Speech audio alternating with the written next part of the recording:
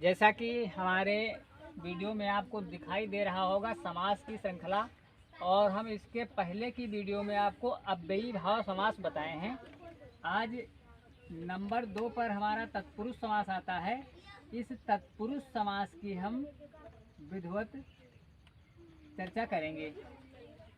तो तत्पुरुष समास कैसे बना पाएंगे और कैसे उसको पहचान पाएंगे, इसको समझिए। पहले तत्पुरुष समास को पहचानने के लिए, तत्पुरुष समास को बनाने के लिए करना क्या पड़ेगा, हमको ये चिन्ह याद करना पड़ेगा।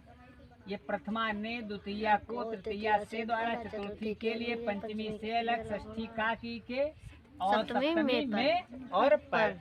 ये समास में भी काम करेंगे। जो अनुवाद होते हैं, ट्रांसलेशन जिसको बोला जाता है, अनुवाद में भी ये कारक चिन्ह, इनको बोला जाता है। विभक्ति और चिन्ह, इनको कारक भी बोल सकते हैं। तो कारक में होता है, इस तरीके से हम बता दें कि कारक को कहते हैं, यहाँ पर इसको कह सकते हैं कर्ता। ये है कर्ता कारक, कर्ता, और ये है कर्म, कर्म कारक, और ये है करण। तृतीया होता है करण कारक। चतुर्थी, चतुर्थी होता है संप्रदान कारक, संप्रदान कारक, ये चतुर्थी होता है संप्रदान कारक। पंचमी होता है अपादान, इसको कहते हैं अपादान कारक। और षष्ठी होता है संबंध कारक, संबंध कारक। और सप्तमी होता है अधिकरण कारक, अधिकरण कारक। ऐसे भी याद कर सकते हैं हम। दो तरीके से बताते हैं, जिससे आपको कक्षा इंटर तक और आगे की कक्षाओं में पूछा जाएगा। प्रथमा ने द्वितीया को, तृतीया से द्वारा, चतुर्थी के लिए, पंचमी से अलग, षष्ठी काकी के, सप्तमी में पर। और कर्ता ने कर्म को कर्ण से द्वारा, संप्रदान के लिए, अपादान से अलग, संबंध का की के, और अधिकरण में और पर। इस तरीके से दो टाइप से इसको हम याद कर सकते हैं। और जितने भी विद्यार्थी यहाँ पर बैठे हैं, एक्टिव होकर के बैठिए, पूरी एनर्जी के साथ बैठिए, तो समझ में जरूर आएगा। तो आइए देखिए, तत्पुरुष समास होता क्या है। समास का मतलब होता है संक्षिप्त। ज़्यादातर बड़ी बात कह दी जाती है, उसको संक्षेप में करना समास कहा जाता है। तो ये तत्पुरुष समास होता तो 6 प्रकार का है। वो 6 प्रकार कौन से हैं? वो 6 प्रकार हैं। कौन कौन? तत्पुरुष समास के 6 प्रकार होते हैं। तत्पुरुष समास के 6 प्रकार होते हैं और इन्हीं विभक्तियों पर आधारित हैं। द्वितीया तत्पुरुष, तृतीया तत्पुरुष, चतुर्थी तत्पुरुष, पंचमी तत्पुरुष, षष्ठी तत्पुरुष और सप्तमी तत्पुरुष। बस उन्हीं से उनके नाम आप देख सकते हो। तो देख लीजिए, प्रथमा से कोई मतलब नहीं होता, द्वितीया तत्पुरुष से समास इसका विभाजित हो जाता है। यहाँ पर एक शब्द लिखा हुआ है, यहाँ पर एक शब्द लिखा है विद्याहीन।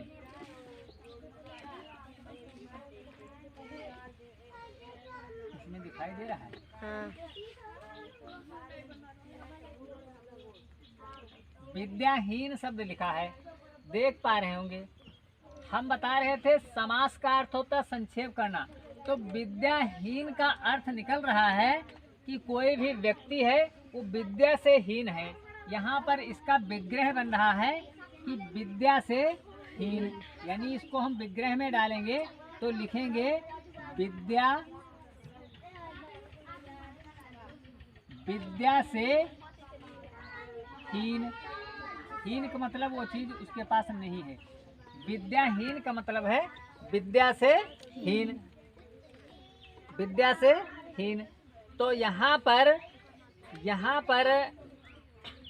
आ रहा है, समझने की कोशिश हिंदी में कर लीजिए कि यहाँ पर से, विद्या से, यहाँ पर हमने परिभाषा में लिखाया है पहले पद में विभक्ति हो। तो पहले पद में आपको यहाँ पर विभक्ति मिल रही है विद्या से। से यहाँ पर आपको दिखाई दे रहा है, से यहाँ पर आपको दिखाई दे रहा है। यहाँ से यानी चिन्ह ने है, को है, से है, के लिए है, का की के में, ये सब आपको चिन्ह होते हैं, इन्हीं आधार पर पहचानना होता है। इसमें द्वितीया से लेकर के और सप्तमी तक के आपको चिन्ह मिल जाए तो यहाँ पर तत्पुरुष समास होता है। तो विद्या से हीन यहाँ पर तत्पुरुष है और इसमें तत्पुरुष विद्या से हीन जो है इसमें तत्पुरुष समास है। अगला देख लीजिए, अगला देख लीजिए, जैसे कि दिया गया है शिवालय शब्द होता है। क्या शब्द होता है? शिवालय या विद्यालय, कुछ भी, चलो विद्यालय लिख देते हैं। विद्यालय, विद्यालय, तो ये लिखा हुआ है विद्यालय। यहाँ पर विद्यालय लिखा हुआ है तो जब इसका विग्रह करेंगे तो विद्या का आलय, यानी हिंदी में विग्रह हो जाएगा इसका विद्या का आलय, आलय, यानी विद्या का आलय का मतलब होता है घर। विद्यालय तो विद्या का आलय, शिवालय तो शिव का आलय यानी घर, हिमालय तो हिम यानी बर्फ का आलय यानी घर होता है। आप देखें, जो भी विद्यार्थी इसको ध्यान से सुनेंगे और समझेंगे, सदैव के लिए समास उनका एकदम परफेक्ट हो जाएगा। विद्या का आलय, यहाँ पर हम समझा रहे हैं पहले पद में विभक्ति हो। आप देख पा रहे हैं परिभाषा जो लिखी गई है, पहले पद में विभक्ति हो, तो पहला पद है हमारा विद्या और इसके साथ विभक्ति है का। अब यहाँ इसमें देखिए, ये जो टेबल बनी है इसमें देख लीजिए, का की के, का की के, ये जो चिन्ह आपके आ रहे हैं ये षष्ठी विभक्ति में है, तो यहाँ पर ये षष्ठी तत्पुरुष कहा जाएगा। और अगर विभक्ति नहीं याद रहती है तो हिंदी वाले ये तो जितना याद कर सकते हो, ने आ रहा, को आ रहा, से द्वारा, के लिए, से अलग, का की के, में आ रहा कि पर आ रहा, इतना तो आपको मालूम ही होगा।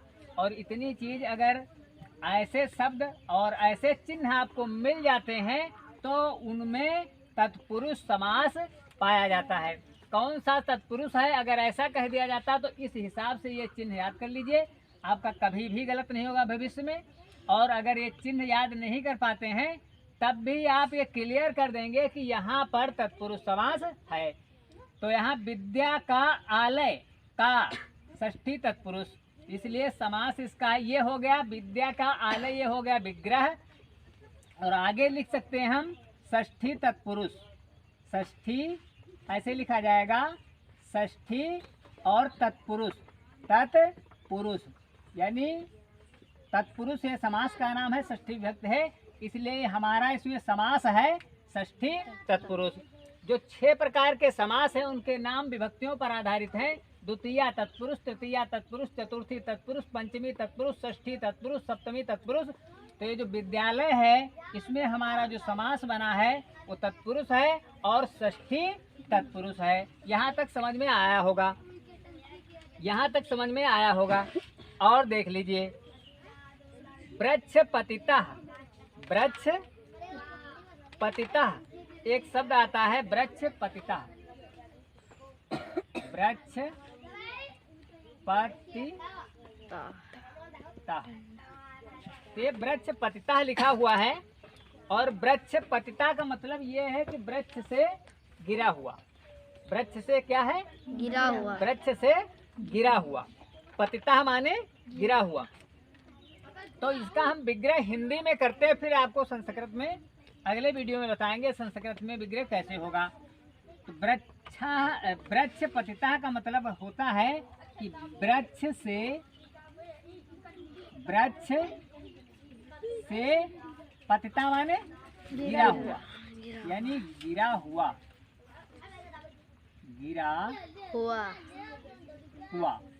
वृक्ष पत्ता का मतलब वृक्ष से गिरा, पत माने गिरना होता है, पतति पततः पतंति, इस तरीके से रूप चलते हैं।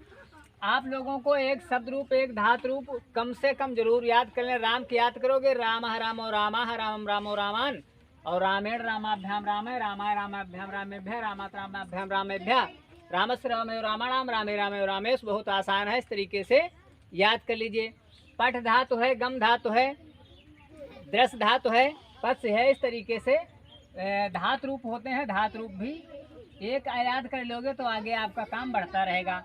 तो यहाँ वृक्ष पतिता जो शब्द आया है, तो वृक्ष से यहाँ देख पा रहे हैं, हमने परिभाषा पे फिर जाइए और देखिए कि पहले पद में विभक्ति हो। जो पहला पद हमारा मिल गया है वृक्ष, वो से के साथ जुड़ा है। यहाँ पर विद्या पहला पद था तो विद्या से लिखा हुआ था। यहाँ विद्या पहला पद था, यहाँ का लिखा हुआ था। यहाँ वृक्ष हमारा पहला पद है और वृक्ष के साथ से लगा हुआ है। तो वृक्ष से यानी से गिरा हुआ। लेकिन सारणी में आप देख पा रहे हैं से यहाँ पर भी है, से एक यहाँ पर है और एक से ये दूसरा भी है। ऐसे में असमंजस में पड़ जाते हैं कि ये वाला से सही होगा कि ये वाला से। तो हम बता दें कि जो पंचमी होता है, जब किसी चीज से कोई अलग होता है तो वहाँ पर पंचमी विभक्ति का प्रयोग होता है। जब किसी वस्तु से कोई काम होता है तो उसमें देखो साफ साफ लिखा है से द्वारा, लेकिन वृक्ष से गिरने का मतलब यहाँ पर ये नहीं क्लियर है। यहाँ पर तो वृक्ष से पत्ता जो है अलग हो गया है, उसके द्वारा किसी के द्वारा कोई काम नहीं हुआ है। यहाँ पर से अलग, यहाँ पर से अलग। तो ध्यान से समझें, वृक्ष से गिरा हुआ जो चीज वृक्ष पर होगी, पत्ता होगा, फल फूल आदमी कोई भी होगा, उससे अलग हो जाता है। बिलगाव की स्थिति में पंचमी विभक्ति का प्रयोग किया जाता है, यानी अपादान कारक का प्रयोग किया जाता है। अपादान कारक चाहे इसमें बोल दिया जाए चाहे पंचमी। तो यहाँ पर जो हमारा समास होगा वो होगा पंचमी तत्पुरुष। क्या होगा? कौन सा समास होगा? पंचमी तत्पुरुष। इस तरीके से ये पंचमी तत्पुरुष समास होगा। तो समझ में आया होगा कि पहले पद में विभक्ति हो, यानी द्वितीय विभक्ति से लेकर सप्तमी विभक्ति तक कोई भी विभक्ति हो, और दूसरा पद प्रधान यानी मुख्य रूप से दूसरा पद होता है। मुख्य इसलिए कहा गया क्योंकि अगर वो वाला पद, लास्ट वाला पद नहीं लिखा जाएगा तो इसका कोई अर्थ नहीं होगा। अब जैसे देख लीजिए, उसको मुख्य क्यों कह दिया गया, ये भी हम समझाने की कोशिश करते हैं। विद्या से अगर हीन हटा दो, कि हीन जो लिखा हुआ है ये कोई शब्द मुख्य नहीं है, यानी प्रधान नहीं है। अगर प्रधान नहीं है तो इसको हटाओ तो कुछ अर्थ ही नहीं निकलेगा। विद्या से, विद्या से, विद्या से, विद्या से, विद्या का, वृक्ष से, बस यही करते रहोगे। इसका मतलब क्या होगा? इसलिए वो शब्द लगाने से हमारा आगे का जो अर्थ है वो क्लियर होता है। इसलिए हम कह सकते हैं दूसरा पद प्रधान होता है, दूसरा पद मुख्य होता है। जब तक उसको नहीं लगाएंगे तब तक समास समझ में नहीं आएगा और अर्थ हमारा पूरा नहीं होगा। बात समझ में आई? तो पहला पद जो होता है उसमें कोई न कोई द्वितीय से सप्तमी तक विभक्ति जरूर होगी, और जो दूसरा पद होता है वो पद मुख्य होता है। इसलिए इस परिभाषा को देख लीजिए और इस तरीके से ये आपका जो समास है, कौन सा समास? तत्पुरुष समास। 6 प्रकार से जैसे, और एक शब्द देख लीजिए, राम भक्त। एक शब्द आया है राम भक्त। क्या है? भक्त। बिंदी आगे रख दोगे, विसर्ग रख दोगे तो भक्ता हो जाएगा, संस्कृत बन जाएगा। तो राम भक्त का विग्रह जब करेंगे तो विग्रह में क्या आएगा? राम भक्त का विग्रह करेंगे तो हो जाएगा राम का भक्त। क्या हो जाएगा? राम का भक्त। यहाँ पर विग्रह है राम का भक्त। तो जब राम का भक्त इस तरीके से लिखा है तो आपको दिखाई देता होगा, समझ में आ रहा होगा। यहाँ पर का, ये विभक्ति कौन सी आ गई? का वाली विभक्ति आ गई। का वाली विभक्ति कौन सी है? षष्ठी है। तो हमारा समास क्या बनेगा? षष्ठी तत्पुरुष। क्या बनेगा? षष्ठी तत्पुरुष समास बनेगा। इसको हम इस तरीके से लिख लेंगे। तो अब समझ में आया होगा कि तत्पुरुष समास में क्या देखा जाता है। तत्पुरुष समास में क्या देखा जाता है यह तुम्हारी समझ में आ गया होगा। बात समझ में आती है? कितना हो पाया? 14। और देख लीजिए, और देख लीजिए,